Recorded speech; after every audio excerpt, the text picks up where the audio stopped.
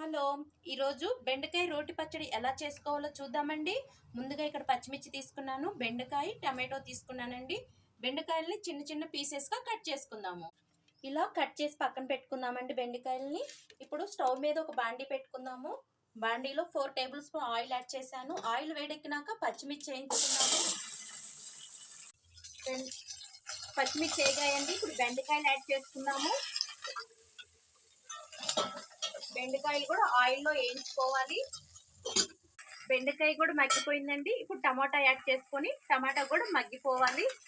టమాటా మగ్గిపోయిందండి. ఇప్పుడు ధనియాలు, జీలకర్ర, చింతపండు యాడ్ చేసుకుందాము. ఇప్పుడు చిటికెడు పసుపు యాడ్ చేద్దాము.